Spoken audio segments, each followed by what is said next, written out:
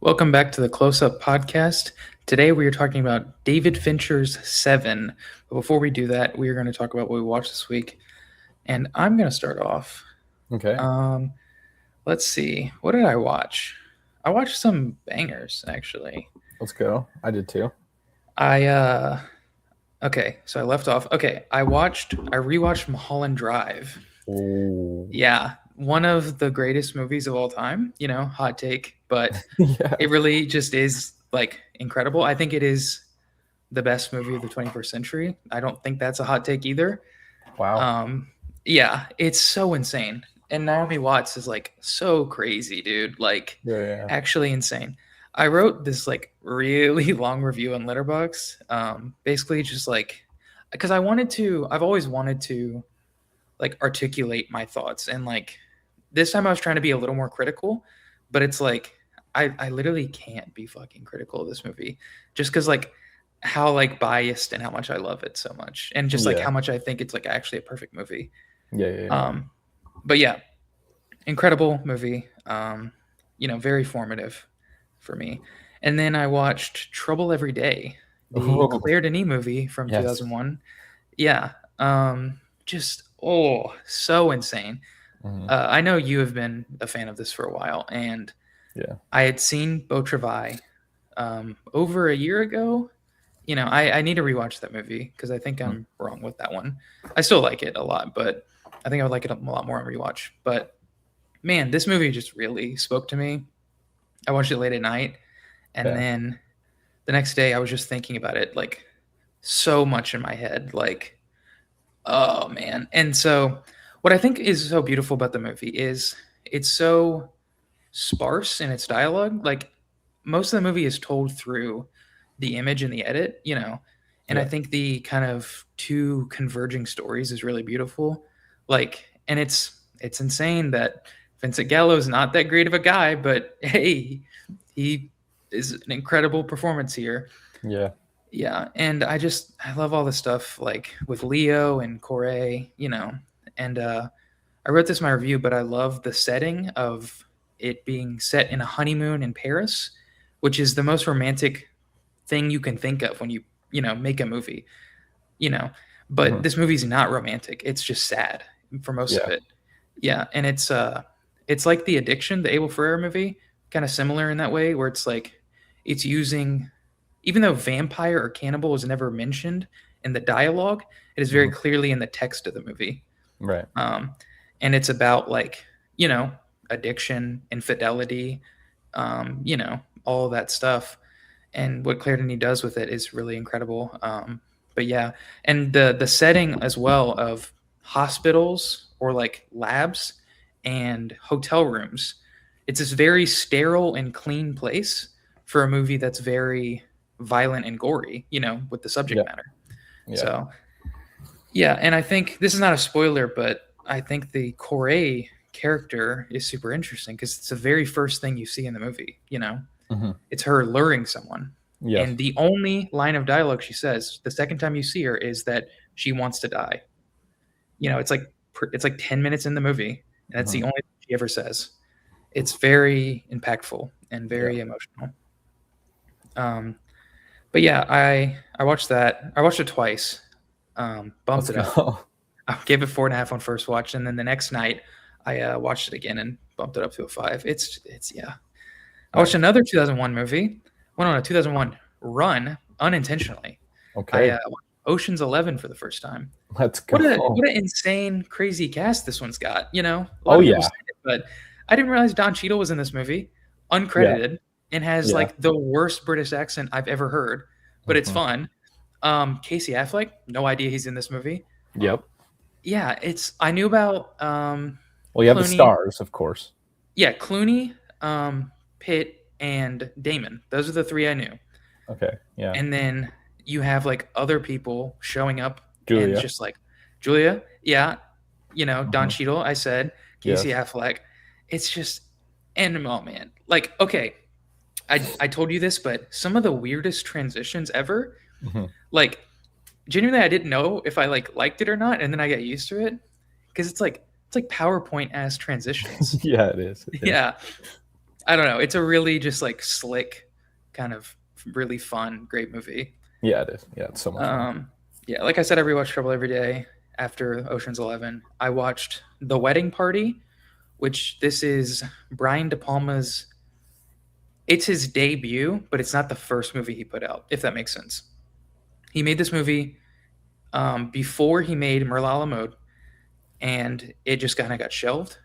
It has a young Robert De Niro at 19 years old. Wow. Um, he plays the best friend of the groom, and this is one of the most boring, nothing movies I've ever seen. It's kind of horrible. There's no reason to watch this. Legitimately, no reason. There's no De Palma sauce. It is him just like learning how to make a film and just like Yeah. releasing it in the world. That's what it is. It's him like learning where to put the camera, where to shoot, and it's Yeah. just, it's boring. It's a comedy. It's not funny. It's really just not a movie anyone should watch unless they're a De Palma completionist, you know, Right. or you just want to see like young Robert De Niro, I guess. But yeah, I really, really did not like that one.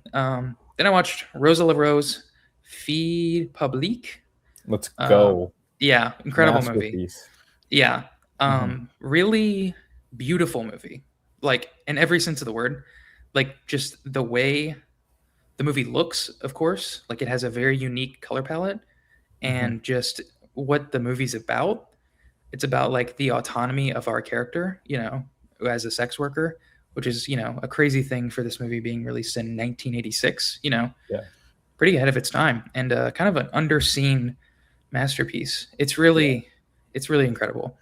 I loved it a lot. I watched Under the Skin for the first time, the Jonathan Glazer movie. Yeah, this Okay. one's great.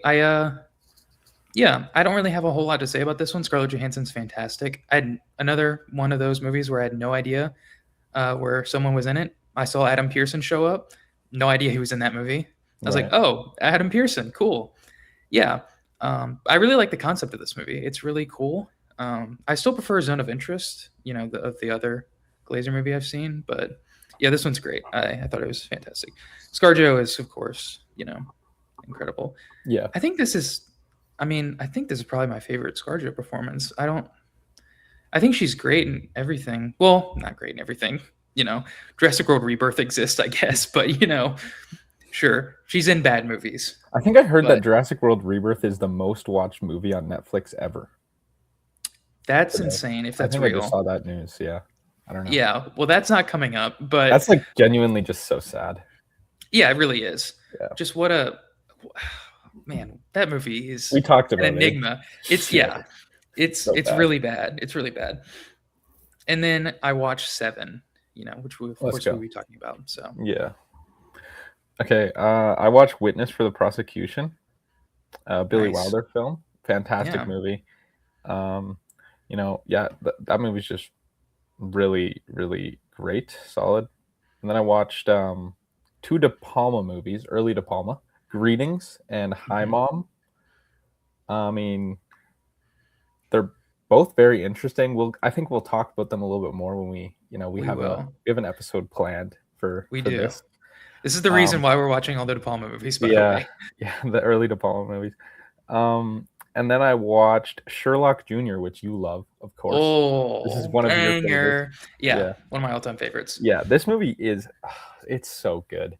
Um I think this movie is really interesting because it just to me, the movie just gets better. It like keeps on getting better. I agree. It's one of the few movies where every single scene is better than Mhm. the last one.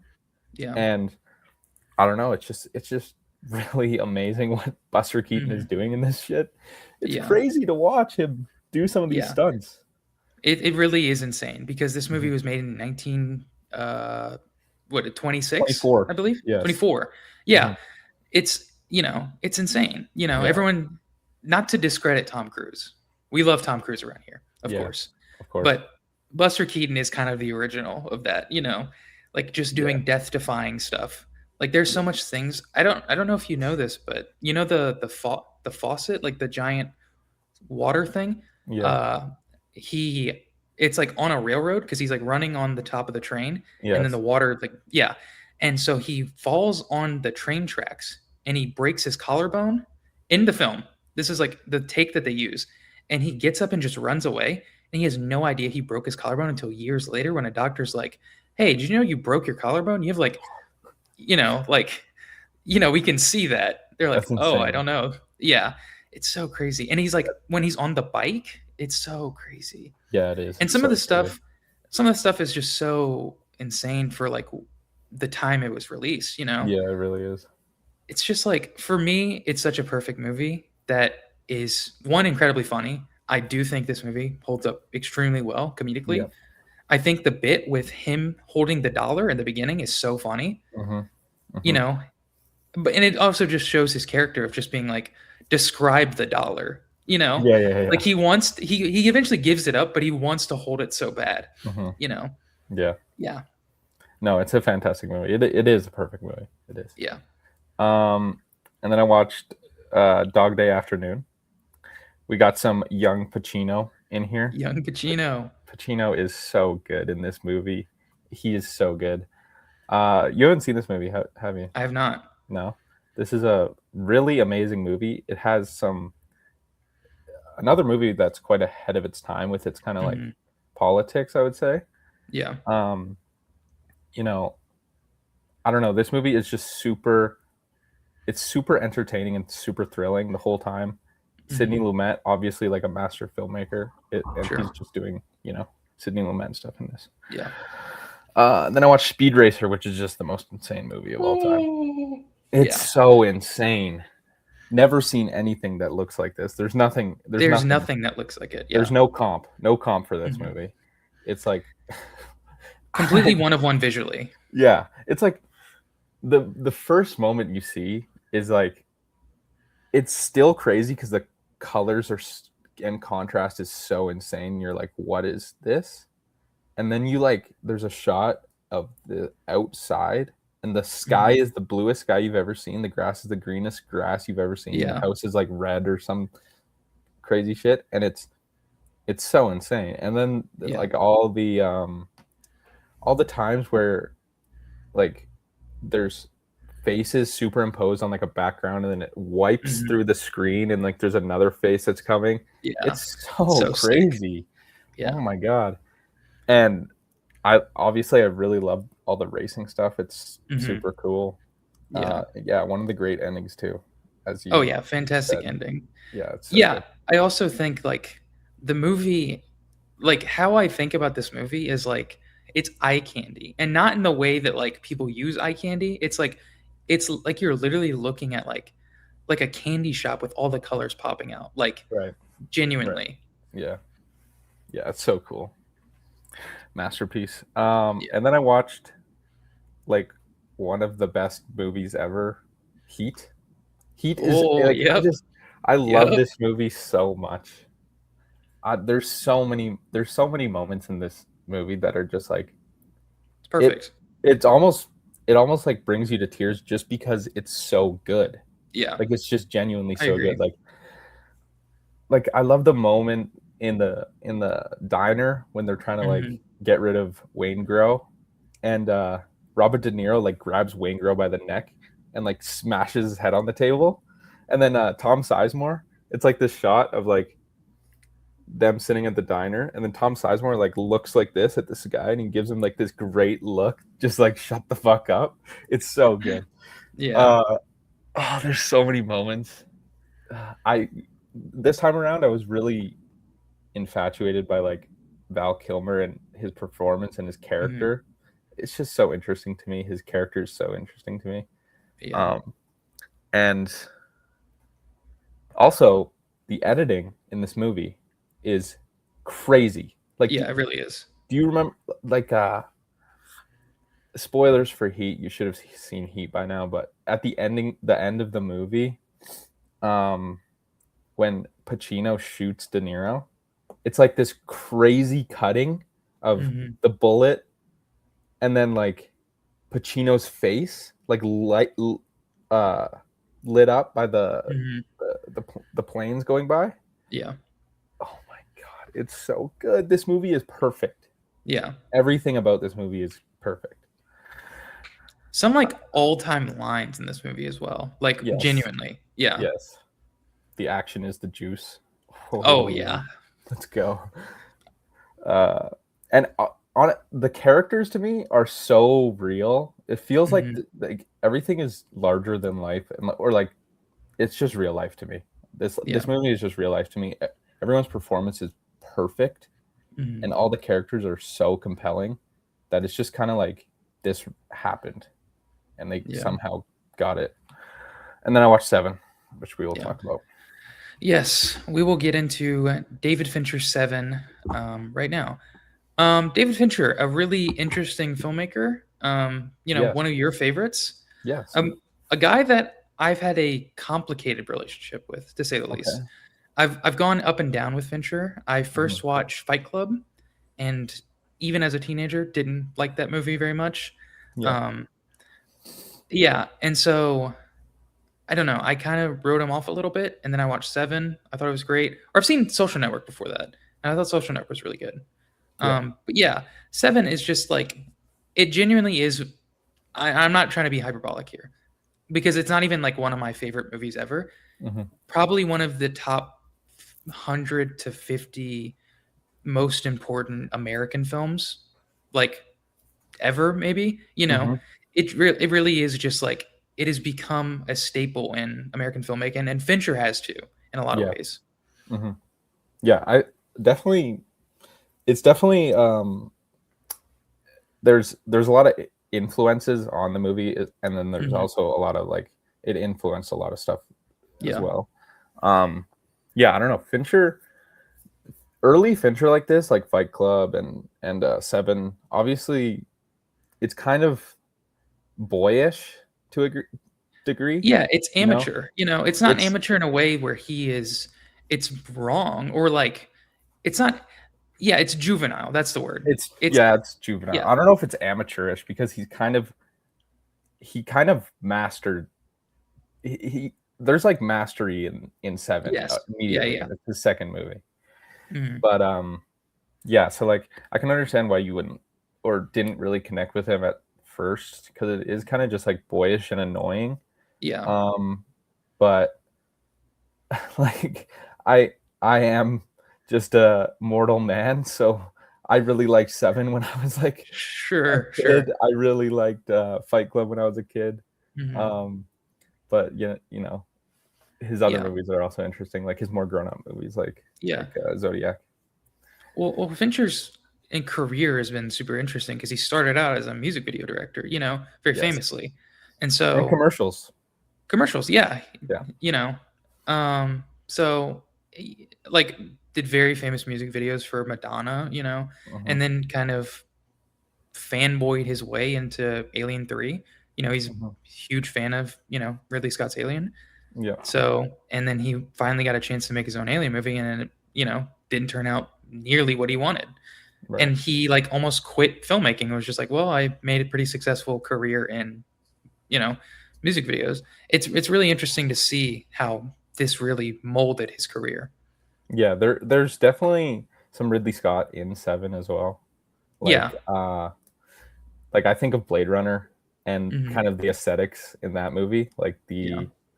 um, just the wet streets and like Hmm. this movie is super noir. Yeah. There's a lot of moments that we'll talk about that are super noir in this Hmm. movie, just like Blade Runner. But yeah, like he's so his style is so he's got such a great sense of style because of the music videos and Yeah. um, he was like such an acclaimed music video director back in the day He was. too. Yeah. Like the Madonna videos that he was doing were getting like awards. Um, Well, there's a I saw this, but he for one of the years he was nominated 3 times for best music video the same year. wow, So yeah, holy, like he was running against himself in the category, which that's is kind so of sick. insane in the Yeah, MTV awards. Yeah, yeah, really yeah, yeah, insane. yeah. He also there's he did commercials before this as well. He Hmm. also has that he has the famous commercial like the what is it like the Cancer Society commercial or something The about the the 2001. yeah the Yeah. star baby with Mm-hmm. the smoking the cigarette. Cigarette, yeah. Yeah, super.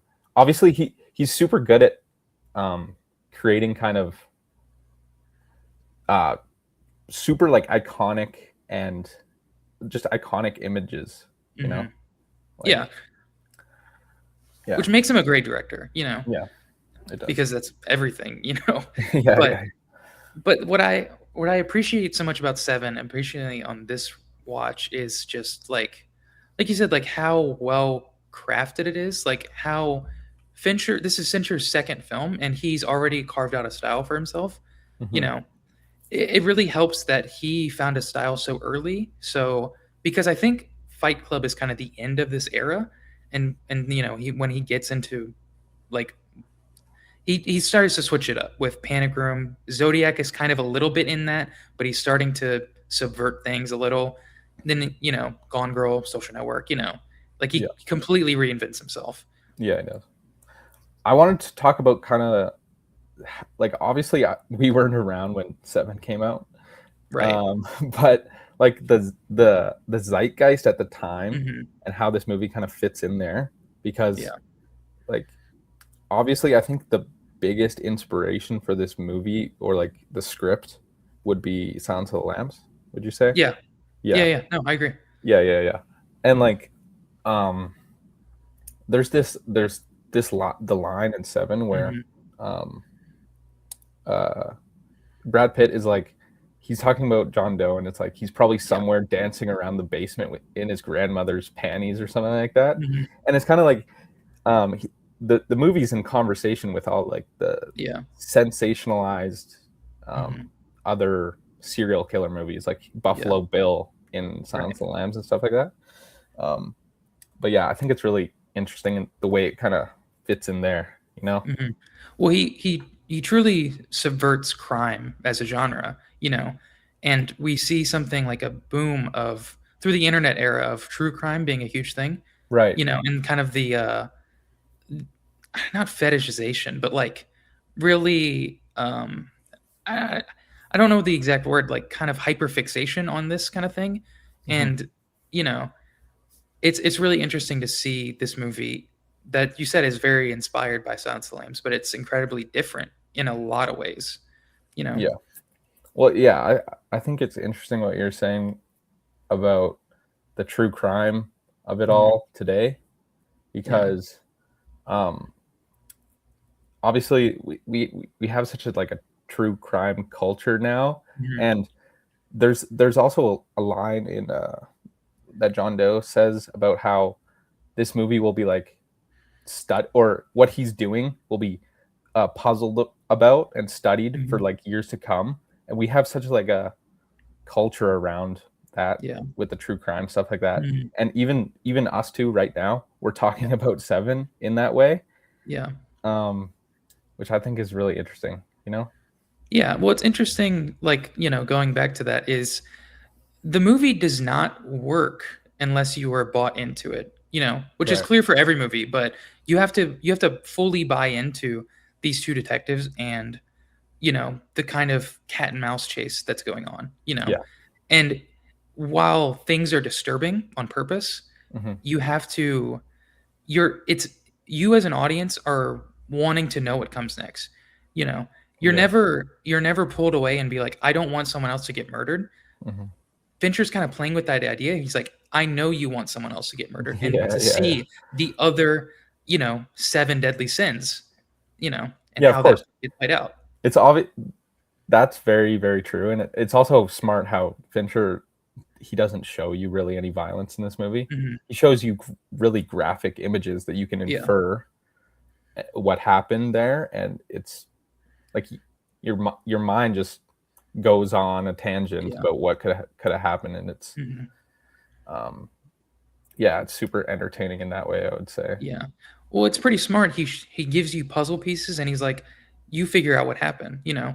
Like a, a big obese guy is dead from Hmm. eating, figure out like why. Like Yeah. that's the very first thing in the movie. It's Yes. it's when you say violence is not really shown, it's not. There's one violent thing that gets shown Hmm. and it's really not even that bad. Yeah, it's But not.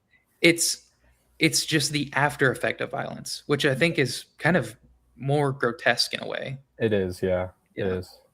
Um, yeah. Do we want to talk about how the movie opens? Yeah, we can. Because We can. the opening credits are Insane. so good, so Yeah. so good. We don't get opening credits like this anymore. No, nobody has done this other than Hmm. Fincher. Nobody does this other than Fincher Yeah. with the stylized opening credits. Yeah. Um, What it reminded me of, obviously this movie came after, but like Sam Raimi's Spider-Man, very stylized open credits. yeah, Um, we did a episode on this, but David Cronenberg's The Fly, also very right. stylized credits in the beginning. Uh-huh. It's just we don't get that nowadays because attention span is so short now. We want to get to the movie immediately. Right, right. So But we're not waiting. We can just fast forward.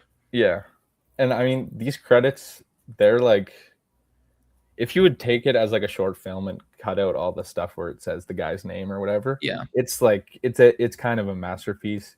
Hmm. All the editing is so like Yeah. fast, and all these superimpositions and stuff like that. And the first time you watch the movie, I don't like, it goes so quickly and you kind of don't know what you're in for. So Hmm. you kind like, you might miss that it is John Yeah. Doe like doing his Hmm. cutting his fingertips off and stuff like Yeah. that. I didn't even like when I first watched this movie. I didn't like put that together. Yeah, me neither. I Yeah. just I was just like, oh, this is cool, and I really didn't even remember it. Until this recent rewatch, where I was like, Mhm. oh wait, this rocks. Yeah. Also, I think another big thing with the opening credits is, he sneaks a Nine Inch Nails song in there. Yeah, he Shout does. out, Yeah. which is a pretty notable thing because Mhm. one, it fits the aesthetic and fits the kind of grit and grime of this world, Yeah. and kind of the '90s sleaze of it all.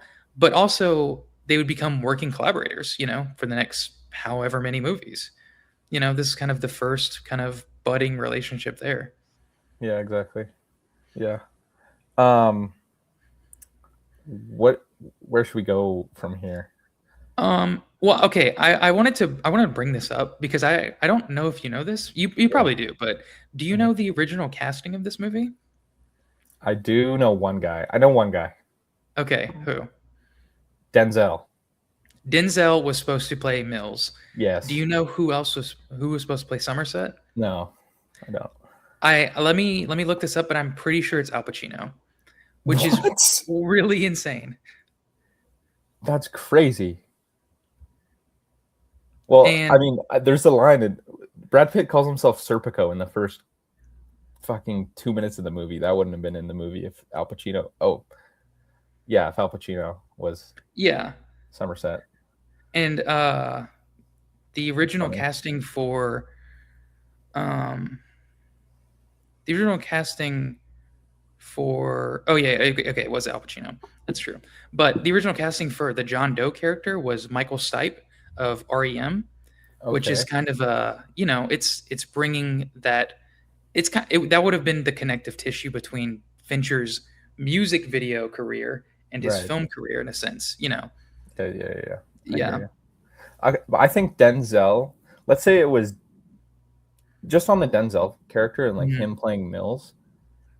That is such a different movie. It is It such really a is. different movie because Yeah. Brad Pitt in this movie, he's kind of like I don't think, okay, I don't think Brad Pitt's stupid, Mhm. but he can play a dumb. He plays kind of like dumb in this movie, Yeah. and Denzel, Well, I don't know if I don't know he if doesn't play dumb. He plays arrogant. That's yeah. he plays arrogant, but I also think there's a little bit of like ignorance to his character, you know? Sure. He has this little like bullish kind of personality, you Yeah, know. and Denzel, he might Denzel's so good that he might be able to play that, but I don't know if I would believe Denzel Yeah, I is don't like is like little bit dumb, yeah. you know? It's also what makes the movie so good, and the Brad Pitt performance is like he kind of feels like he peaked in high school and like he's like a Right. jock, Right. he's like a dumb guy in high school that went to go work at the force and he thinks he's doing the most incredible work of his life. you know Yes.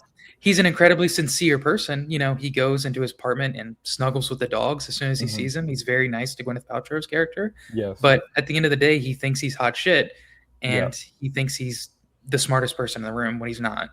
Yeah, and he's entitled and all this stuff, Yeah. um and then obviously you have Morgan Freeman as well, and they Mhm. put kind of the hothead Brad Pitt, and then the kind of like disillusioned older detective.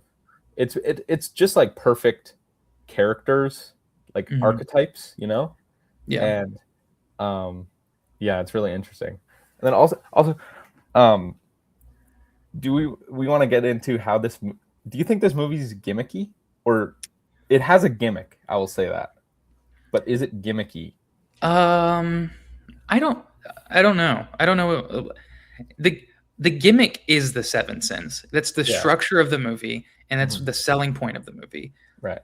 It's it is kind of a gimmick, but it works. Yeah. It completely works. I don't know if this movie's gimmicky. I I don't think think it's I don't think it's gimmicky either. Yeah, I think the movie could be seen as gimmicky because we're so far removed from its release that we've gotten so much like diluted versions of Seven. Right. It just feels like Long Legs was not that long ago. It feels so entitled, like indebted to Seven. Yeah, for sure. Yeah. Yeah, it's not gimmicky because it's like it's so serious about what it's Hmm. doing and kind of sincere, and it goes along like it kind of connects to like David Fincher's style, even Yeah. like how he he's kind of so serious about the work and self-serious, and like and then you have the connections with Fincher and John Doe and Hmm. that serious level, Yeah. um Well, Fincher sees himself as the John Doe character in a lot of ways. yeah, Like this is his like master work, and yeah. and that he is like this perfectionist, very inspired by Kubrick. This kind of like I am the final cut. I will make the final decision on everything, on every little particle. The restoration of the IMAX. Hmm. You know, I saw this IMAX restoration did in you? IMAX. Okay. Yeah. I remember when this came out, or like when this was like getting announced, like it was like Fincher was like adding specs to like glasses or whatever, just like Mhm. full like mental illness stuff that he did not need to do because he's just like so insane. He's like removing doors from the back of the Yeah. image. Like he's Just doing just stuff that such doesn't psychotic matter. shit that Yeah. it just doesn't matter at all. But also, yeah, like I can see David Fincher in his house having like 4,000 notebooks Hmm. of just tiny writing like John Doe in his little notebook. Yeah.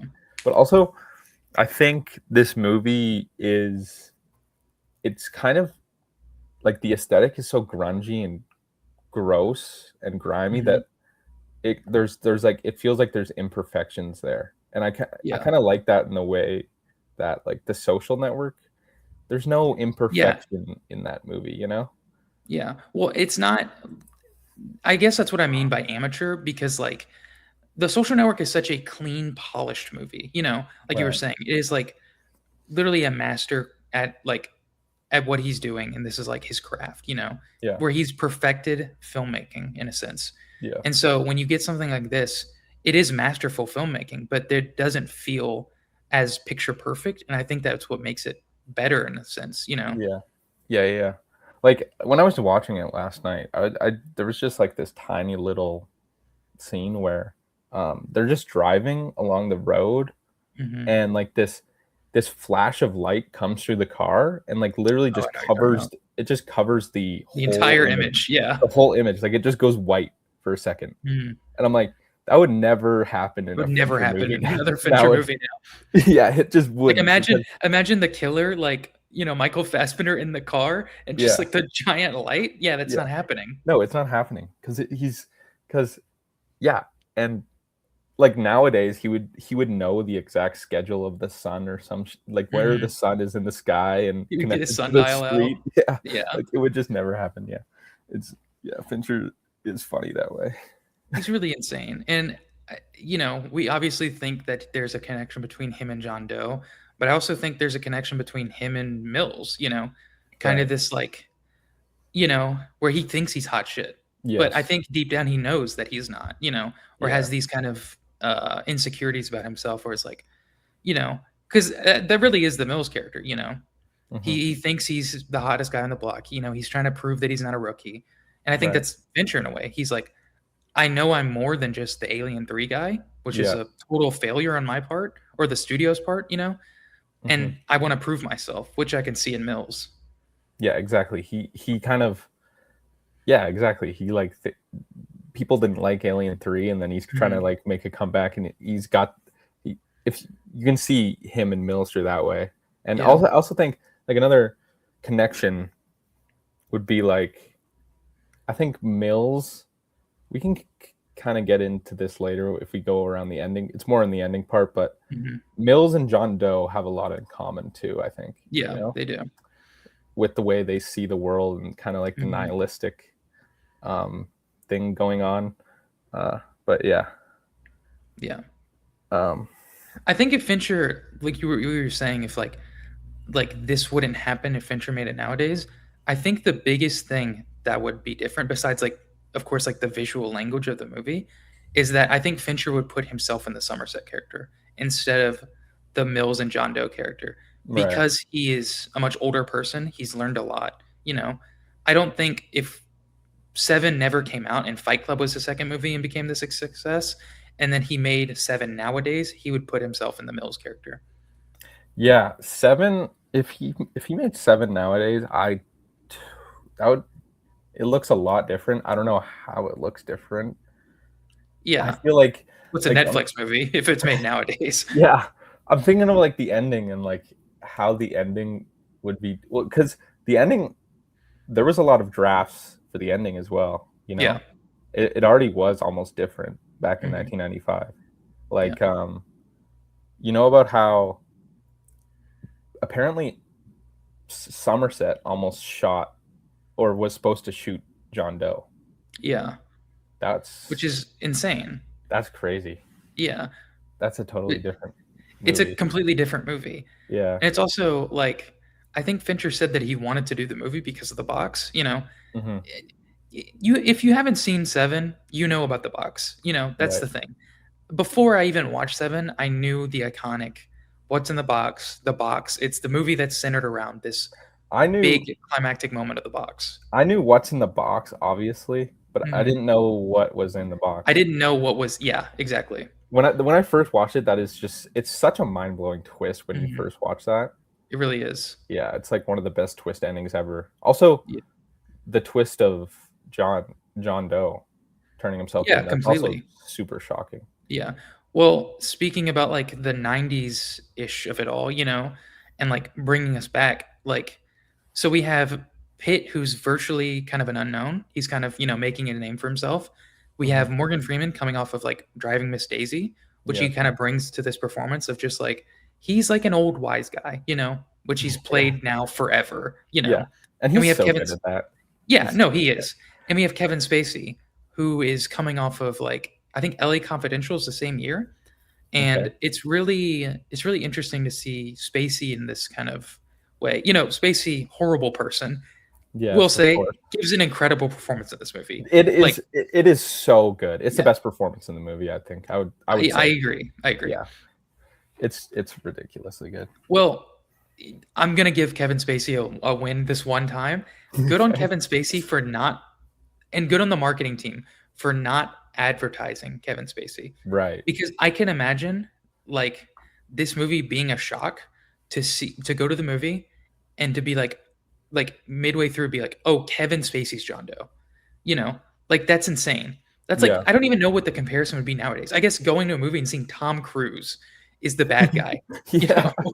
It's like it's the most insane thing and not marketed, you know. That would be crazy. Does that happen anymore? Like The non closest thing we get is cameos, you know, but this is not a cameo. Yeah, This is a it's not. hidden performance. Right. Which, you know, not to compare this movie to Deadpool and Wolverine, but Okay. but I think that is the closest thing we get. It's like, oh, we have Channing Tatum as Fucking whatever uh Gambit or what whatever the fuck. Gambit, and we have Wesley Snipes back. That's the closest thing we get to this. We don't get Yeah. stuff like this anymore. You don't get hidden performances. Yeah. Or imagine it like a movie I mentioned earlier, Longlegs. Imagine if the Longlegs kind of marketing hid Nick Cage. I don't think the movie would have done well, but it would have Mhm. been an interesting decision. I think didn't they kind of hid what he looked like, but it was Nick Yeah, Cage. We knew it was Nick Cage, right. right? Yeah, yeah, Yeah. yeah, But we had no idea it was John Doe, or they didn't mhm, know it was John Doe. yeah, yeah. I don't. It's just. I think. I don't know. I think Gwyneth is really incredible in this movie too. Gwyneth is so good. Yeah, she only shows up for I think like 5 scenes, and all of them are pretty short except for two. Um, and it's just, man, what a Well, knockout performance. it is. Her character is literally just the sweetest person in the world. She's Yeah. just like she's so sweet. Mhm. There's nothing wrong with her. She's like Yeah. perfect. She's like She's this, like, teacher that moved into a new city that's, like, yeah, struggling and because of yeah, the subway or whatever and mhm. make friends. Yeah. You And feel so she much for her. yeah, exactly. And then they picked like a shitty apartment because they're like new Mhm. to the city and ignorant, and they're like laughing about it. It's so cute. Yeah, they had, like, Um, the moment where they're like, "The realtor wouldn't show us the apartment for more than 5 minutes." yeah. Yeah. No, that scene is so good. I love Morgan Freeman's laughter in that. Mhm. He's like trying to hold it back and then he Yeah. explodes and then it's like it's just contagious laughter. It's so funny. I do have one kind of flaw, and it's with Okay. Gwyneth Paltrow's character. Okay. And I I don't know how big of a flaw this is because ultimately it doesn't really affect me. It doesn't affect how I view the movie, but I do Mhm. think it's something to note. It's that I don't think Fincher would do this nowadays. I think Gwyneth Paltrow is only characterized by her being Mills's wife Why? and her being a potential mother. There's no other characterization other than that. She's only kind of used in that manner, you Hmm. know, which I think if they casted someone else, I don't think I would like the Tracy character, because Gwyneth brings so much to the performance in this character that I can kind of overlook it, because she's so charismatic in these moments and you Yeah. do believe it. But I don't think Fincher would do that nowadays of making this like, Fincher's obviously a very masculine filmmaker. You Yeah. know, he doesn't really deal with females, I guess, besides like Gone Girl, Hmm. and Dragon Tattoo. But Yeah. I I don't know. It's like I kind of see what you're saying, mhm. but I don't think you couldn't dislike her. You couldn't I don't think you could dislike the character at all because she is so innocent in the She is situation. very innocent. Yeah, But I can see how you could like dislike the idea of the character, yeah, that's what obviously. I mean. Not her because the Yeah, character doesn't do anything. You yeah, know, the character is completely innocent. But the, Fincher's characterization of her. right. Yeah, But I do think that the best scene in the movie is Morgan Freeman and Gwyneth Paltrow sitting down at the diner, and really, that's the best scene. I think that's the best scene in the movie. Wow. Okay. Wow. I I don't think know. I think that scene's incredible. But I think that I scene think is so good. for a movie that I like is not like one of my favorites, genuinely has a fantastic perfect scene. Like no notes. The car scene at the end is Yeah, genuinely perfect. yeah, yeah. Yeah. But But that the scene at the diner is also incredible. no, it's incredible. It's like Morgan Freeman's like what he's kind of like he doesn't really know why he's here because like Mhm. she's just kind of she doesn't know anyone in the Yeah. city and she can kind of only confide in him and um and then you get Morgan Freeman kind of like even pouring his heart out and being like Yeah. uh, I I had a relationship once we got pregnant Mhm. and we didn't keep the baby and Yeah. there's not a day that doesn't go by where I wish we Sure. did. I don't Yeah. know. It's so incredible. Which And is then a I very really interesting concept. it is, and I really think that like when Gwyneth Paltrow or what Morgan Freeman says that to her, and Gwyneth Paltrow like starts crying, and she's like normal face, and then just Mhm. breaks down. It's like it's the best part of her performance. It's such an Yeah, incredible I agree. moment. I don't know. That Yeah. scene is so good. No, it really is incredible. Like the whole movie is kind of about uh like combating the evil of the world, and kind of Mhm. like dealing with that. And this is kind of the ultimate, do I bring life into this world that I know is like fucked up, but Right. it's like it's kind of a selfish thing where it's like I want a child, but at the same time it's like, are you Or going to it strip someone's, like personhood, Yeah, yeah. It was actually no, the point where she breaks down is when Morgan Freeman she tells Morgan Freeman that Mhm, she has a or she's pregnant. mhm. And Morgan Freeman's like, if you do decide to get rid of that baby, never tell Yeah. Mills. Yeah, And it's yeah. just and then she breaks down and it's so incredible. And obviously that's like, that's just Yeah. a good piece of writing there, you Mhm. know. Yeah. I will say, like, we mentioned, that you have to, like, completely kinda buy into the movie. I Mhm. do think this is a moment where you have to buy in the fact not with the baby, but in the fact that Gwyneth Paltrow's calling Somerset in the middle of the Yeah. night. Yeah, it's like, it's a movie, obviously, so it Uh-huh. doesn't matter, but in reality, that just wouldn't happen, you know? Yeah, I don't know. Maybe well, Morgan It Freeman's could happen. Somerset is such a nice, wise old detective guy, and Yeah. Gwyneth Paltrow doesn't know anyone in the city, so who else is she Sure, going to sure. call? I Yeah, don't know. but it is very funny that it's like, I met you once and I had dinner with you and I, like, barely know your first name. Yeah, Let me trauma dump on you. yeah, yeah, Yeah. yeah. No, I think all the, bringing it back to the John Doe character, it's super interesting, and I remember kind of the most shocking moment to me in the movie, which is, well, besides the box scene, was the moment where they kick in the door, or Brad Pitt kicks in the door, Mhm. and you see that he was the photographer, in the Right. earlier scene. That I'm not even joking, when I first watched it, I was like, it actually blew my mind. I was like, it's kind of insane. No, that It's is another piece yeah, where in the movie when you first watch it where it blows your mind. mhm, It's super clever and yeah, like just a super clever little trick that they pull mhm, on you. Because like also that's the guy that they use to play the newspaper or the photographer is not Kevin Spacey. yeah, it's not. It doesn't look like him at all. Yeah, So it like completely tricks you, and that's also like something that Fincher does because in Zodiac he has different people play the killer as well. mhm, So you kind of like you're guessing the whole time because yeah, they look different. Um, mhm. so yeah, it's kind of like Fincher's got tricks up his sleeve, you know. Yeah, he does, he's tricky, you know? Yeah, yeah. I think the kind of cat and mouse chase of, when they go to knock on the door, and they're being fed this information by the FBI, kind Hmm. of, it kind of does comment on, like, how kinda sleazy the cops are sometimes, Right. and in this sense, it's not in a bad way, they're trying to do justice, but, this is a trick that, could be used in another way, and also the way that they're like, "Okay, fuck you, Brad Pitt, you kicked the door down, and we're, like, inside, we don't have, like, probable cause." And so they, Yeah. like, pay someone, off, which is To do just, their like, bidding. Yeah. yeah, really sleazy, but no, no, no, the scene when it's the chase and Brad Pitt's Right. running around, they go and he's in the room with the kids watching TV, and he's just, like, holding the gun at them. It's Yeah. so insane. It is so insane. Yeah. That scene is another just it's lights out from Fincher. Yeah, It's so good.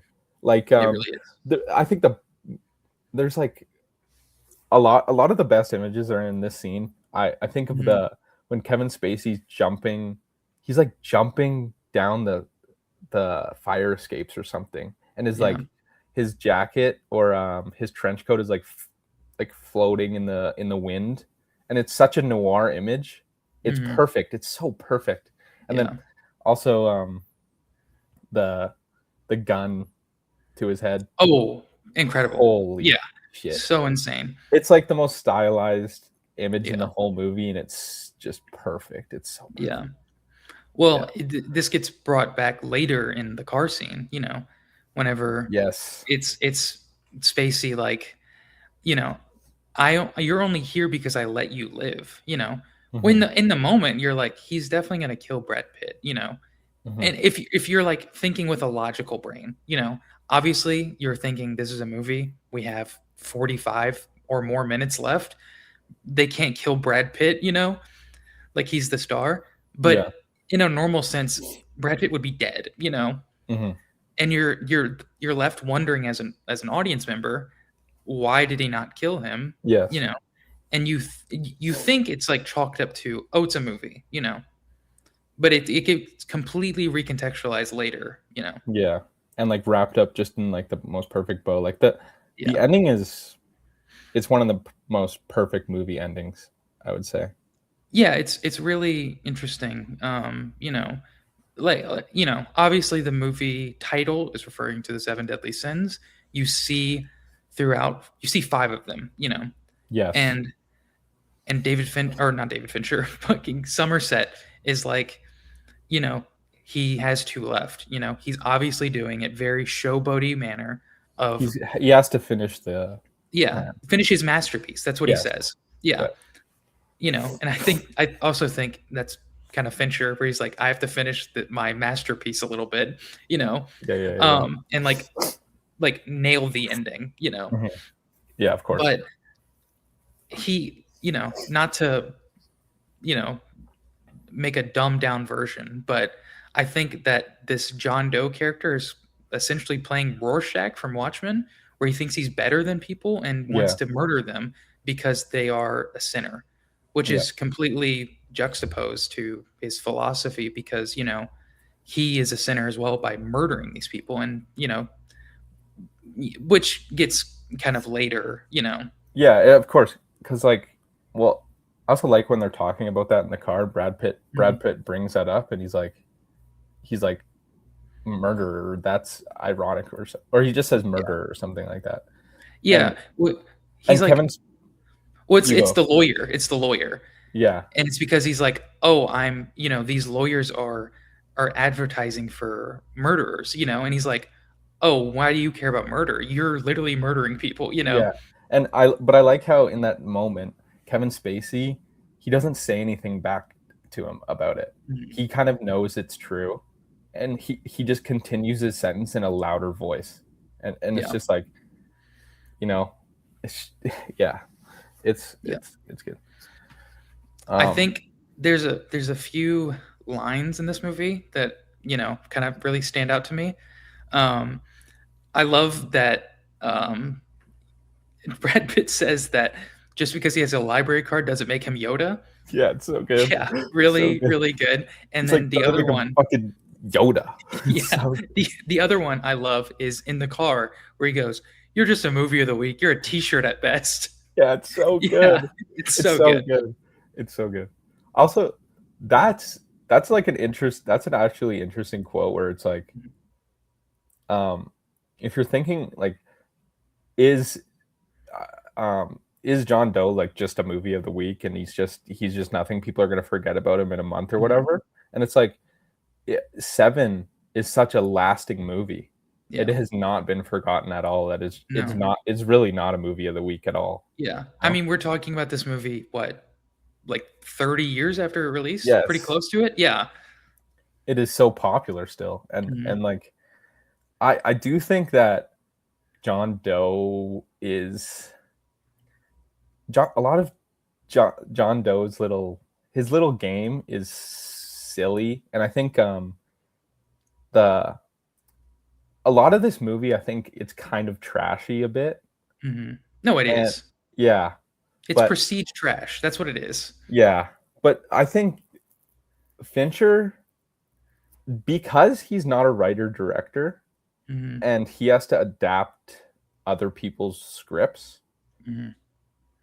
turning like the trashy script that Andrew Kevin Walker gave him into something this good Yeah. is like just shows how, if you're not a writer director, that's like the highest thing that you could do, maybe. Yeah. I think, turning Sure. trash into like actual a real movie, Yeah, well, Fincher is, you know, like I guess this is the first time he's done this, but I mean, Dragon Tattoo is not seen as a prestige novel, you know. Mhm. It's kind of a trashy novel. It was kind of born of that era of kind of Hunger Games and Twilight. And I love Twilight. I love Girl with the Dragon Tattoo, but it's It's trashy. pulp. It's pulp. That's what it Yeah. is. Yeah. And for him to take it so seriously, like I think he said when making Dragon Tattoo is he was setting out to make The Godfather. Like he was taking it as seriously as making The Godfather. That's You so know, cool. That's the which is coolest thing ever. he's adapting a trashy novel, Yeah, that's and so just like cool. completely putting his heart into it. That's so awesome. Yeah. Yeah. It's the reason why his movies work, Yeah. Even Gone Girl is like the same thing. Yeah. Yeah. Well, I was gonna go back because I kind of just like connected this little piece in my mind when I was saying that line about movie of the week, and you were Right. saying, how this movie has had such a long like impact, and we talk about how Fincher is putting himself in the Mills character and the John Doe character. Do you think that Fincher is possibly toying with the fact that he could be seen as movie of the week, that this movie could fail and his career could go nowhere, and that he's kind of risking it all in this movie? Do I think he's like toying with the what do Yeah, you do I think he's like kind of toying with that idea as like he thinks he's a master and he thinks uh-huh. that this is his masterpiece, Yeah. but I think he's nervous that this will flop. It could just be movie of the week. Yeah, totally. Yeah. I think I I think he's kind of like poking fun at that idea, but I don't think that he truly thinks that it would be movie of the week. No, I I think he's agree. got too Yeah. much of an ego. I think Yeah. Fincher's got an ego, and he knows Mhm. that this is like that he's got it. Or I But don't know if he's like I would think he would be like, I don't want to be seen as movie of the week. right, right, That's his right. thing. I don't think he would ever think he's movie of the week because he thinks that all of his films besides like Alien 3 and Mank are like masterpieces. No, he likes Mank. He likes Mank. Does he like Mank? Yes. If he doesn't like Okay. Mank, I don't know why he would have made it. Well, I was Or just I don't. thinking of like Fincher and The Killer just being like, I missed, Oh, true, true, with true, Mank. true. Yeah. Well, he missed. I'm sure he likes I Mank, think, but he missed yeah. the He missed critics. Critically, he commercially. missed. Yeah. Yeah, He missed the mark. Yeah. yeah, yeah. Yeah. Um, yeah. I don't know. I think I really forgot about Kevin Spacey's kind of entrance in this movie. Yes. Where not the kind of, chase scene we're talking about, but the scene where he comes in red-handed, literally, Yes. where he kind of pulls himself and is just like, you got me. I'm here, or I'm It's presenting myself to you. right. Yeah. It's a crazy scene, and I think Yeah. when I was watching it, I was like, if I love this movie, it's a 5-star movie for me. But if Mhm. this movie is not a 5-star, like whatever you stars, whatever, if this movie Yeah. isn't a perfect movie, the moment he turns himself in for till the rest of the movie, that's 5 stars. Yeah. Perfect Yeah. Yeah. movie. No, I agree. It's so incredible, and yeah, that scene is so shocking when you see it for the first time. Yeah. Well, when I saw it for the first time, I kind of had the inverse where Were you I love the disappointed? movie. I was disappointed. Okay. And we're gonna get real spoilers here. Spoilers. We get the car chase scene and we get him and Spacey reveals himself and he sees himself as envy and envious of Brad Pitt and Right. envious of whatever. And he wants Brad Pitt to personify wrath. Yeah. He is, and Morgan Freeman says it, he's letting him win. He wants him Mhm. to kill. And it's like, at first I was like, I don't want Kevin Spacey to win. You know what I Yeah, mean? yeah, Yeah. So I was yeah, like, man, what is this movie? But yeah. on rewatch, I was like, it just works.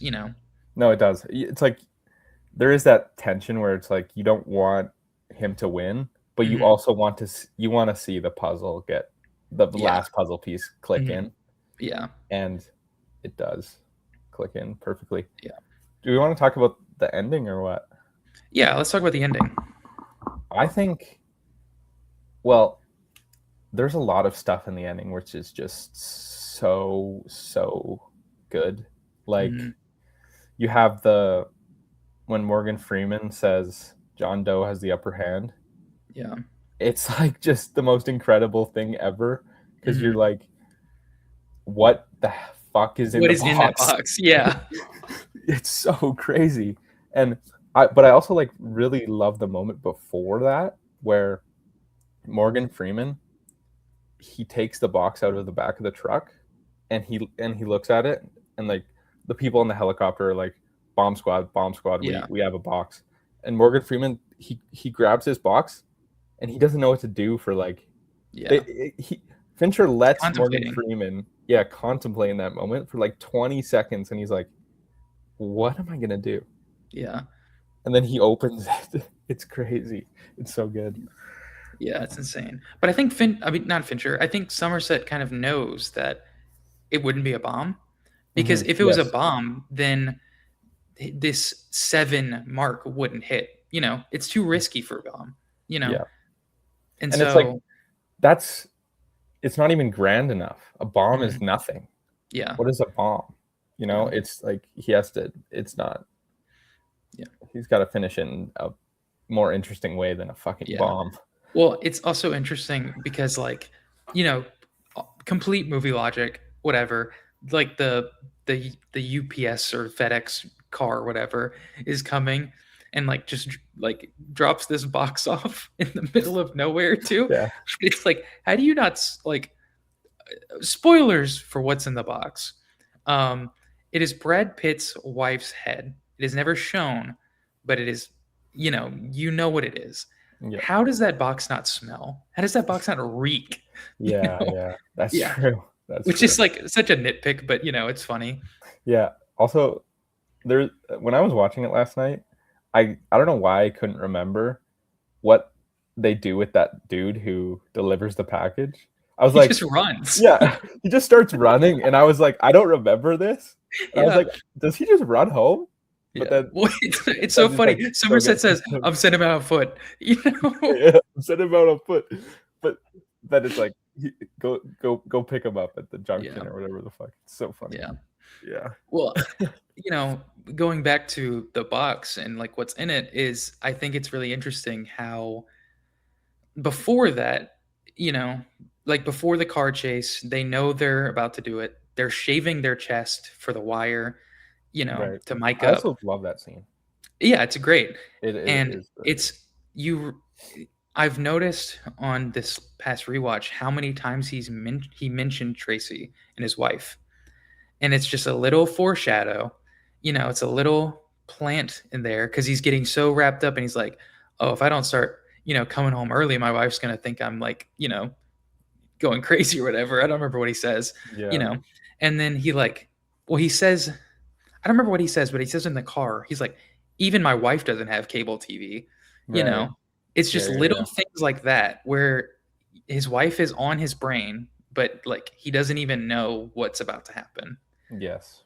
Yeah. There's foreshadowing like that. Like I noticed, I kind of forget where this happens in the movie, but there's a shot of like a dead body. Mhm. I forget what victim it is, but there's a shot of like a dead body laying on the side or something, like a bed or something, and then it like match cuts to freaking Gwyneth Paltrow like laying in her bed Oh, and yeah. like waking up, and I was Mhm. like, that's some Yeah, that's some foreshadowing. foreshadowing. Yeah, Yeah. I I thought it was think that like, was Lust, if I'm not mistaken. yeah, maybe, Maybe. yeah. Yeah. No, what an insane kind of, What it's good. I got a question for you. Yeah. You this isn't an all timer for you. Why isn't it an all timer? Like not even like, yeah, just like why is it an all timer? Uh, I don't know. The more I'm talking about it, the more I like it more, Hmm. I'm, like, kind of talking myself into it, Right, right. because I'm like last night I was like, "I'm going to, like, analyze this movie." Like, I'm Hmm. going to sit down and really, like, understand why people think this is, like, truly a masterpiece, you Yeah, know? Kind of a movie that I liked a lot when I first saw it. It's not one of my favorites, And I do love this movie. I think it's really incredible. I don't I don't really have words for it. It's just like I think this movie's brilliant. Mhm. Obviously, I've been singing its praises. Yeah. I it just might be. Like, me talking it out loud, just, like I'm, like, realizing how, like, incredible it is. Yeah. And you said it, like, it's the movie is so successful, and, Mhm. like, I think that's kind of partly due to the movie is so smartly structured, and it kind of feels like it's taboo. It deals with a lot of taboos, right? Sure, yeah. And it's like it's so successful and so popular, and everybody loves this movie so much because um it's just kind of shocking, and it feels like you shouldn't be watching Yeah. this movie, you know? Mhm. And that's why at the time in 1995, it made $300 million. You know, this Insane. movie made $300 million. It's That's crazy. crazy. Yeah. And I feel like that's just because people watched this movie and then they went and told their friends, like, that's the craziest most fucked up movie I've Yeah. ever seen, and then they went and watched it, you know? Mhm. Yeah. Yeah, and everyone's like, "What's in the box?" You know? It's become iconic, you know? Yeah.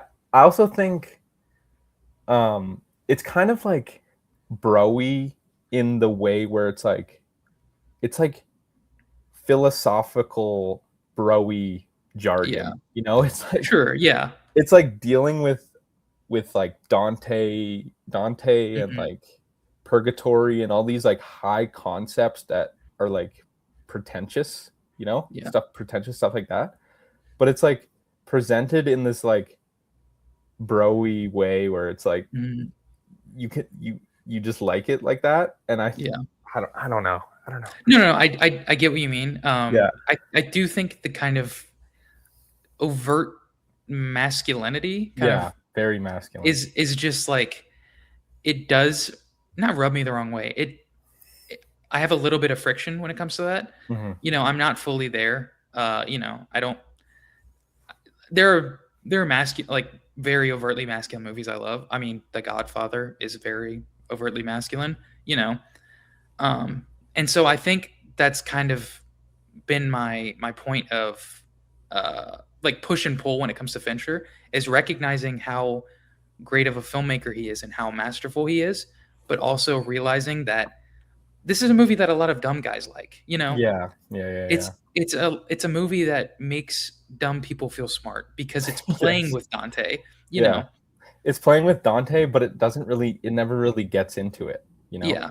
And you kinda it also feels like you also have, like, the funny stuff bit where, you know, Mhm.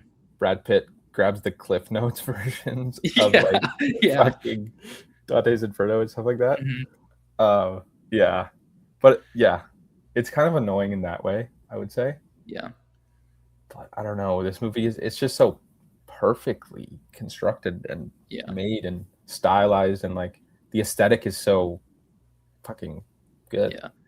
I I'm don't gonna know. say something that, like, will come off as pretentious. I don't care.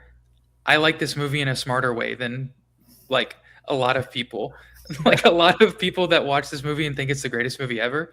Yeah, yeah. I like this movie in a more intelligent way. Mhm, mhm. That's Yeah, just yeah. that's just what it is because it's people that watch movies when they're 15, watch this Yeah. movie and think it's the greatest movie ever because they know what Dante is, and they Yes. think that they're smarter because they know what Dante is, Mhm. you know, Yeah, which that doesn't phase me at all, you know? I like yeah, the movie because of what it is, you know, the craft exactly. behind it. Yeah. Yeah, yeah, 100%. It's not a movie that I'm like, "I'm smart for liking this," you know? Yeah. I'm not wearing it as a badge of honor. Right, right, and Yeah. and then it also is kinda like it's film bro it's fi it's like a film bro movie now, so it's like Mhm. it's kind of is like a there's like an aversion to it if you're, you know, trying to Yeah. become more into movies, you know? Yeah. Um, I don't know, but yeah. Yeah, I mean, it's very it's on that tier of, like, American Psycho, Seven, Wolf of Wall Street, you know? It's that upper echelon of very film bro masculine films that are I haven't seen Wolf of Wall Street. I don't know how I feel about that movie, haven't seen it. Yeah. Doesn't look like my thing. Yeah. because of the reputation around that. You know, I'm sure if I haven't seen Seven, I would be like, Seven's not my thing because Yeah. of this kind of reputation. Um, but you know, it's like American Psycho, where it's a great movie, you know, fantastic movie even, that just like gets so misconstrued. Misconstrued. Yeah, right. Yeah, Exactly. yeah. Yeah. So I don't Great know. movie though. Yeah, it's just yeah, it's fantastic movie. I don't Yeah, know. I fantastic actually might movie. bump my score up. No, You it's know, so good. It's so good. not to be like super letterbox brain, but you know, Yeah, yeah, yeah. It's so good. yeah, I don't know. Anything else we want to say? Um, Oh, I was going I to don't mention this. know. I think it's interesting to see. We talk about how arrogant and kind of, you know, full of himself and prideful the Mills character is, and kind of how reserved and intelligent the Somerset character is. I think it's interesting for Fincher to put Somerset and John Doe as intellectually equal. You know, they're not one over each other. They're Somerset is one over him morally, of Hmm. course, Yeah, but intellectually he's not. You know, yeah. And they they're both very well read. You know, Somerset understands John Doe, hmm and he doesn't treat him like he doesn't treat him like he's insane like Mills yeah. does.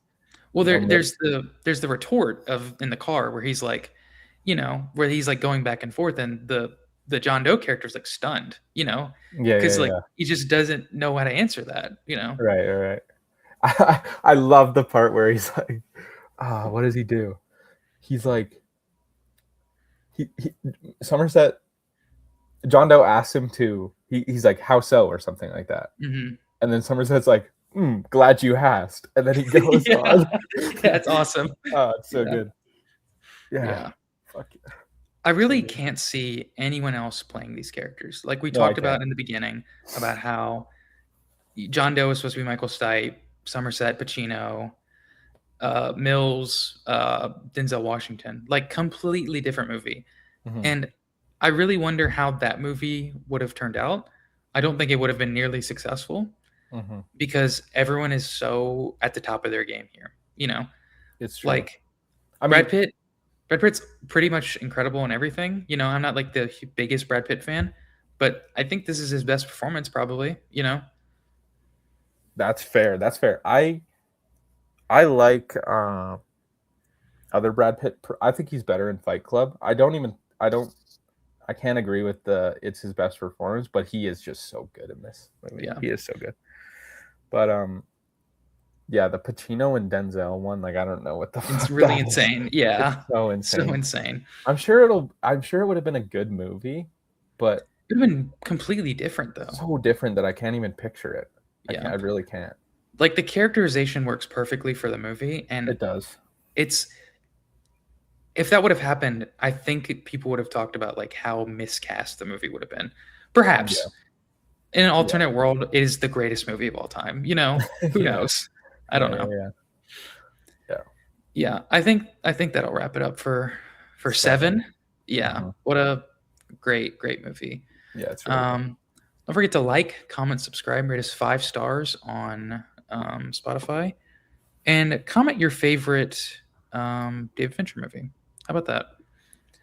We're gonna move on to some of the news. Let's see what is first. Okay, I want to get the. We have some unfortunate news that I want to get out of the way. Let me see. Let me get it pulled up. Give me one moment. Bruce Campbell has shared that he's been diagnosed with cancer.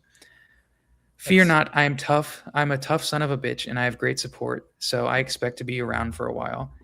It's said that his cancer is treatable but not curable. So, mm, okay. just a kind of a devastating piece of news. You know, Yeah. Bruce Campbell is like just a cool titan, you know, of like genre filmmaking, you know, especially with his work with Raimi. Yeah. It's like he has his hand in the horror, obviously playing Ash, you know. He has his hand in every single Raimi, you know, he always shows up. And so this is just it's sad to see that Bruce Campbell is one of the coolest guys ever and, you know, Yeah. this happens. Yeah. Yeah, I agree. I love Sam Raimi so much, and obviously love Bruce Campbell.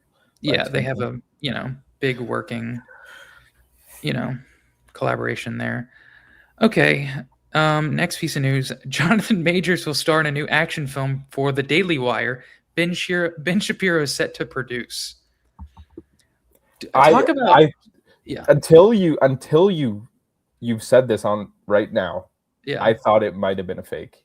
Bullshit. It's not. yeah. This isn't No, bullshit. no, no. It's real. It's real. It's real. Oh my god. Yeah, really insane. Oh my It's god. Jonathan Majors has been out of the public eye for quite a while. For allegations and whatnot. And this is just like, what a right wing grift. This is so So insane. bad. Yeah, This is so bad. Wait, yeah. is this Zachary Levi thing real too? I don't know. I don't Like know about this. I thought it was Zachary Levi and Jonathan Majors to star in this action film together. That could be the case. Either way, Either this way, is going to be the worst movie of all time. of course, yeah, Yeah. obviously, yeah, Ben Shapiro set to produce. Guy that hated one battle after another. yeah. Yeah. It's like, what are we doing? God, Yeah, I don't know. Wait, what? I don't so even know. I funny. don't even know what this movie is gonna be about. Like, is it gonna be fighting the woke mind virus? Like, what is this? Probably, Probably, yeah. it's fighting trans children in It might be schools. End That's of what it's Watch gonna be too. about. It might be End of Watch too. Oh, yeah, David Ayer to direct. Yes, Yeah, Bright too, Bright too. yeah, exactly. Holy, yeah, just insane. Um, yeah. Next piece of news: Drew Goddard reveals that they are now developing a new Matrix movie. He is set to direct the movie, which Yeah, is this is the worst news in the world. You know, like as a huge fan of the Matrix movies, all of them, the Matrix is so personal to Lana and Lily Wachowski that you can't do the Matrix without them. It right, is so like it is so baked into their identity. Also, it's a trans movie, and this is a cis guy.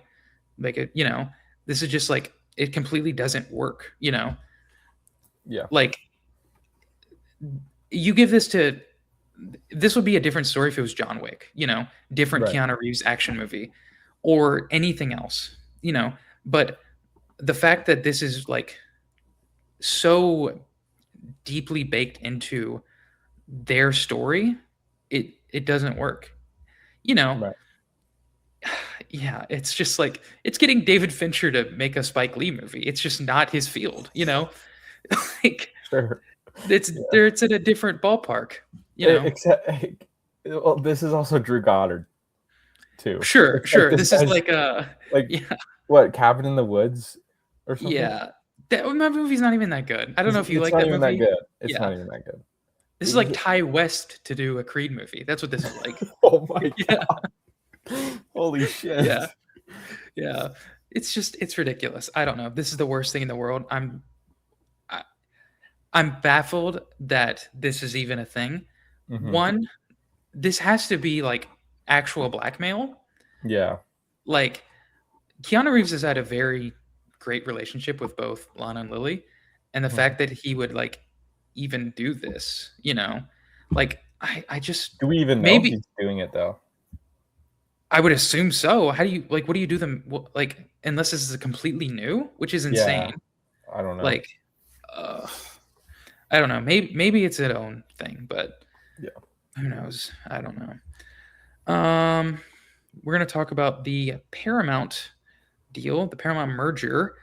Paramount has revealed new details about the merger with Warner Brothers. HBO Max and Paramount Plus will be combined into one service.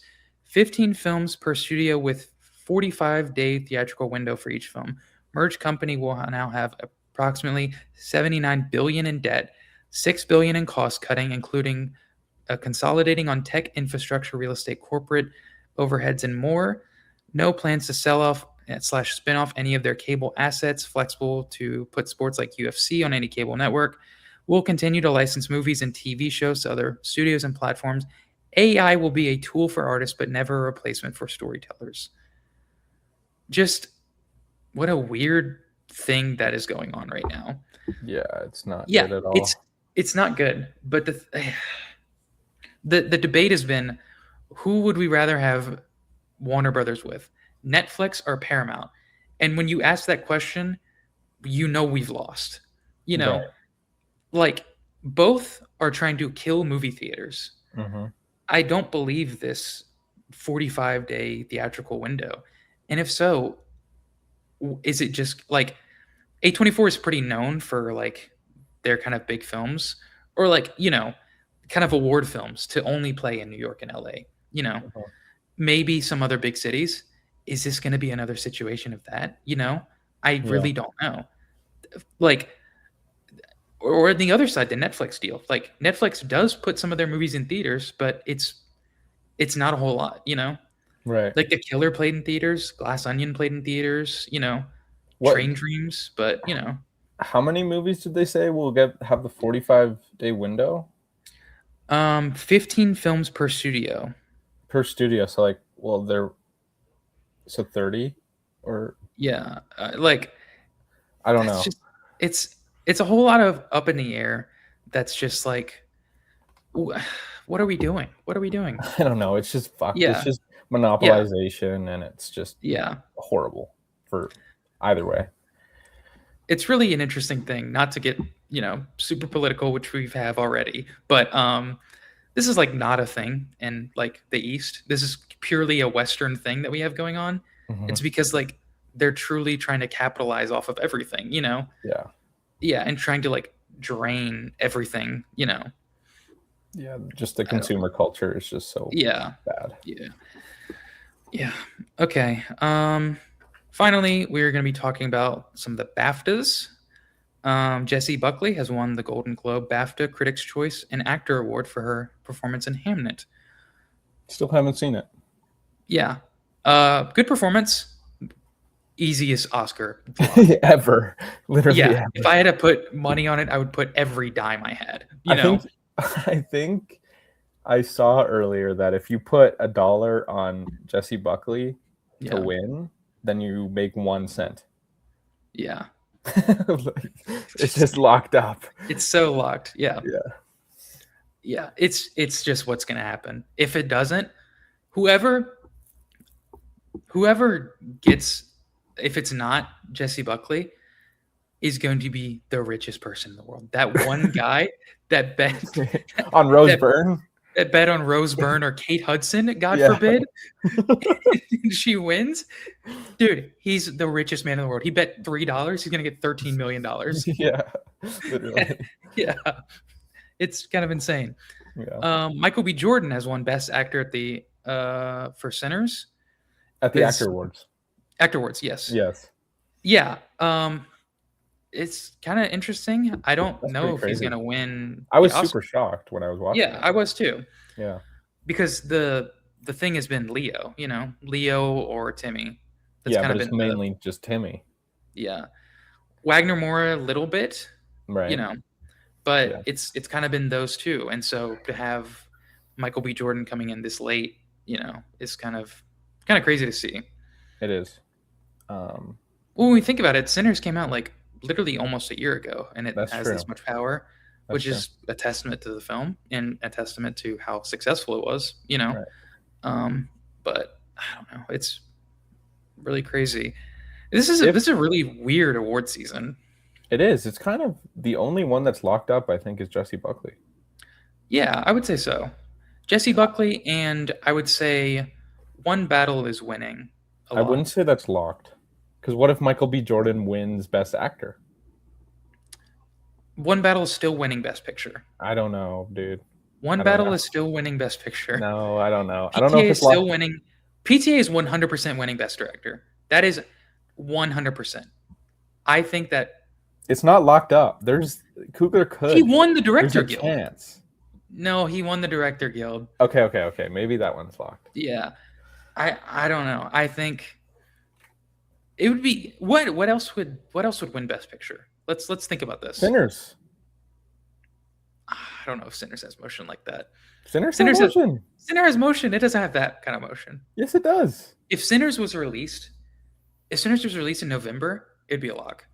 No joke. You would say it would win Best Picture? Probably. If Sinners is doing this well when it was released in March or whatever, April, Yeah. the fact that it didn't even play during award season, it just might sweep if it did, you know? Maybe. I can't rule out Sinners though. I don't know. Like what Michael B. Jordan just won an acting prize. That's Yeah. Sinners power. Wound Me. She's Saki. won. Yeah, she's Yeah. won an acting prize. Well, yeah, I was about to mention Amy Madigan has won Best Supporting Actress for Weapons, the Actors Awards. Right. Really interesting. This one's really up in the air. You have Mm-hmm. Amy Madigan win. You know, Wumi Musaku, Mm-hmm. uh, and then you had a Tiana Taylor. You know, Yeah, three different actors. that's We, crazy. you know, it's crazy. It's I thought that when Tiana Taylor won, I thought, okay, this is where it's going. You know, Same. Tiana I Taylor's did too. winning, Yeah. and then the Wunmi one, and then now Amy Madigan. It's a real, kind of interesting thing. Yeah. I will say this one is a lock. I actually think Sean Penn has won Best Actor for One Battle After Another Actors Award. I think this one's a lock. Okay. I mean, yeah, because Yeah, he's won the last two awards. yeah. But before Who? that, it was It was a Stellan. Lordy? It was Oh no, no, Stellan. no, it's Stellan. Stellan won and Elordi won. Yeah, but I before kind of award season kicked off, I thought it would be Stellan Yeah, because same. one battle is going to get a lot of love. We already know this. I don't know how many awards it's going to win, but it's going to get love. Yeah. And Sentiment of Value, really big awards movie. I don't know how much it's going to win. It's Yeah. got a lot of recognition. And so I thought that this would kind of be a little honorary, kind of thing that the Oscars like to do, Like where Stellan lifetime Skarsgård, achievement. lifetime Yeah. award, yeah, Yeah. where it's Stellan Skarsgård, we recognize you as an actor, you're great in this movie, we'll give you this award. Right. Sean Penn already has Oscars, Yeah. Already two or three? two, yeah. Two. Okay. Milk and Mystic River. Right. Yes. Yeah. Yeah. So potentially coming up on a third, which is crazy. That is crazy, but he is that good in that movie and just in general. He's that good. Yeah. No, he's really incredible. And then finally, Harrison Ford accepts his SAG-AFTRA Lifetime Achievement. So there you go. Did you watch his speech? I did not, but I was going to read it out. It's a little weird to be getting a Lifetime Achievement Award at half point of my career. It's a little early, isn't it? Yeah. Which is funny, But he got kind of emotional in the speech, which I've never seen Harrison Ford do. Because he's also like Harrison Ford kind of has this mentality, or like he comes off across like he's in these massive franchises, but he just doesn't give a fuck. No. He couldn't care less about anything. But he hates Star Wars, but loves Indiana Jones and Blade Runner. Right. Yeah. And but it's like he kind of has this like hard exterior, and it was really sweet to see him get like emotional. Yeah. And there was also like a montage of all his roles, and I was like, this guy is so good. Yeah, he's the best ever. We don't get guys like Harrison Ford anymore. We really don't. No, it's impossible. Yeah, he's Han Solo, Indiana Jones. That's ridiculous. That's ridiculous in itself. Yes, he's in Blade Runner, which is a very highly acclaimed, incredibly movie. And then he's also in stuff like Legacy sequel, of course. Sure, Blade Runner. Comes back for Indiana Jones, comes back for Force Awakens. Yeah. But he also has some movies like The Fugitive, pretty big movie. Other big movies that Apocalypse Now. He's in Apocalypse Now. He's in The Conversation. Yeah, like he's just crazy. Like in stuff. Yeah, it's really insane. No, he's one of the goats. Yeah, I love him. But it is really interesting that like nowadays he just like doesn't care. He's just like, yeah, I'm about money. I'll be the Red Hulk. Yeah. Have you seen that interview where he's like, what made you want to like do this project? And he was like, the paycheck. Like, have you seen the interview, the Blade Runner one, Blade Runner 2049, where she's like, so why did you want to do this? And he was like, or she was like, oh, it was because of the money, right? And then he was like, show me the money. Yeah, I've seen that. It's so awesome. It's so funny. It's so funny, man. Yeah, He's shout a out good, Harrison Ford. he's the best, dude. Yeah, what a crazy guy. Yeah. Yeah. Okay, I think that'll wrap Oh, it up wait, for. Oh, one more. yeah, yeah, yeah, go, go. Christian Bale has been cast in Heat too. Oh, yes, yes, Yeah, yes, yes, yes. This is very important. this is I can't huge. believe I overlooked this. Yeah, Yeah. Well, he hasn't. Yeah, he's been cast, kind of. He says he's in the he's movie. he says he's shooting Heat 2 Yeah, soon. That's what he yeah, said. yeah, yeah. Yeah. There's no like headline, you know. Right, right, right. Yeah, But he yeah. said it out of his But he mouth. said, yeah, yeah, yeah, yeah, yeah. Sure. I guess that's why I didn't include this because I didn't see like an actual headline. Yeah, Okay, yeah. but yeah, let's talk about Heat 2. You recently rewatched Heat. Really incredible, perfect movie. Yeah. I This don't Heat 2 seems like the craziest thing in the world to me. And the mhm. fact that Michael Mann even wants to make this. How do you I get writing the novel. I don't understand how you adapt this into a film. You know, I don't know. it's like who is Christian Bale playing? I don't He know. has That's he so has to play impossible. Pacino. He has to. He has to. It's it's the only way. And Leo, who is in the movie as well, has Has to play De Niro. yes. Like there's no he can't play Kilmer. He can't. No, he cannot. No, no, no. He can't. No. And if somehow he plays Kilmer and he's incredible, I'll I'll come back and say, my bad. I was wrong. Yeah. Yeah. But I also think like he's kind of chasing De Niro for a lot of his career, Yes. doing, Marty stuff and, eventually like gets to work alongside him. This would kind of just like wrap all of that up, It would. Yeah. And he should be De Niro because I think Leo even like when he has like the goatee that De Niro Yeah. has in Heat, Leo can Mhm. put that on and he look Yeah. kind of looks like De Niro. He'll kind of He look like does. him. Yeah. And how do you? I think we've been saying this for months, but Pacino and De Niro are just like just iconic, huge characters and hmm personalities. How do you even match that? Like it's so impossible, Yeah. It's really you know? insane.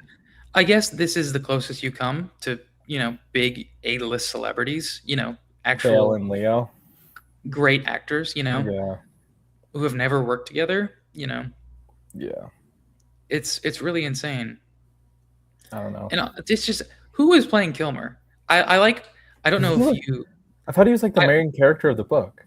Yeah, I like your thing you were talking about this the other day of Austin Butler. Yes. Austin Butler, not. I'm not a huge fan of Austin Butler because I haven't really seen him, be like he's not impressed me fully. I think every time I watch him, he's good. You know, I really like him in Dune 2.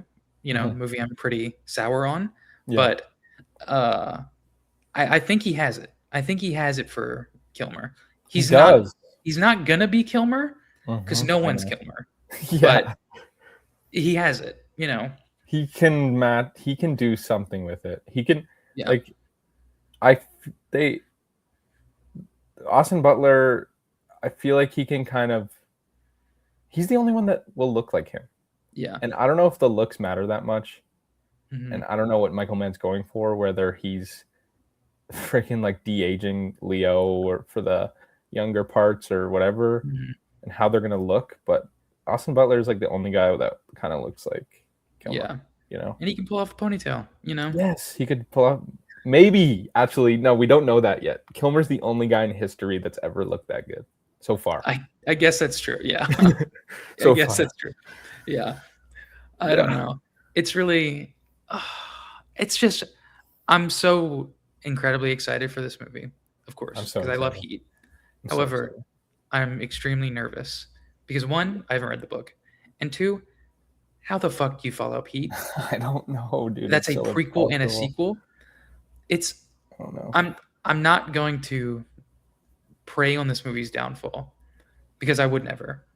However, I don't want this to be a Godfather Part 3. You know what I mean?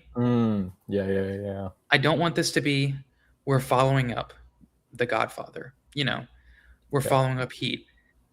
years later, and then it's just not to the same level, and this movie is going to get hated on. I could see that being the case, or I could see it being like, this is a masterpiece.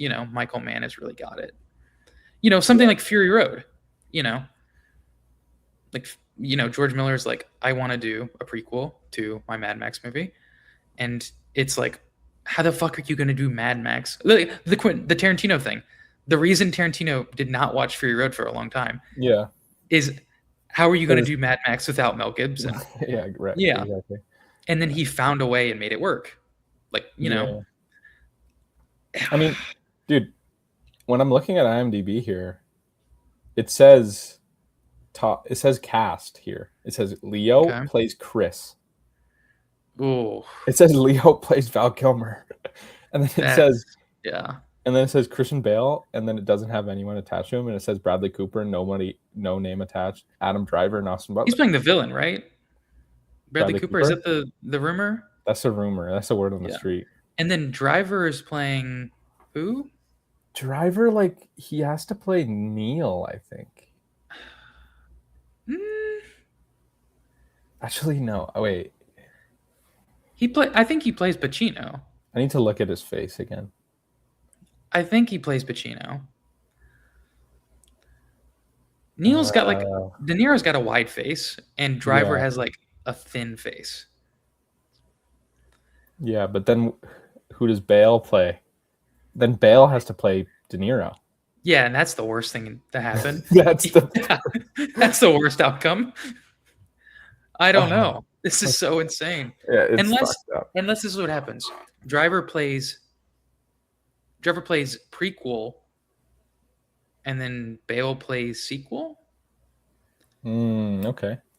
I could see that. And Butler plays prequel, and De Niro plays sequel Chris. Yes. Or Leo DiCaprio, plays sequel Chris. Yeah. I could see that. Yeah. Man, this is just, Leo as Chris is just like so insane. It's so insane. Oh man. We saw him with the man bun, and, and Michael Mann was like, "That's my guy." Well, no. Leo wouldn't have a ponytail though, because if he's playing Chris, he's playing the sequel Chris, and he cuts his hair off. Remember? Oh yes. Yeah, so he wouldn't even have a ponytail. It would be Butler with the ponytail. Yeah. I don't know, dude. I just got to read the book, and I just need a freaking cast. I need an actual just announcement, because this is so annoying, puzzling over this shit. Sure. I do want to. I'm bringing this back to Seven real quick. Okay. Because you watched Heat and you watched Seven back to back. Yeah. Both filmed downtown LA. Both look very different. Right. And I was going to mention this in the Seven discussion. I completely forgot. Seven does not have a disclosed location. Where do you think Seven takes place? Well, I feel like it kind of like New York. I kind of feel like it's New York, maybe Chicago. Yeah, maybe. Yeah. I don't know. It's so interesting that both those movies filmed, same place, look completely different. They do look very completely different. I guess the one part of it is like they just drive north, I guess I would say, and then there's like open fields, which is kind of California-ish. Sure. Yeah, it really is just kind of like this undisclosed location, Yeah. Yeah. All right. Well, that'll wrap it up for this episode. I think we're covering The Bride next week. The Bride and Hoppers. You're forcing me to watch Hoppers. No. We'll do The Bride. But I'll be seeing Hoppers. Okay, you can watch Hoppers. Okay. Take care. Peace. Bye.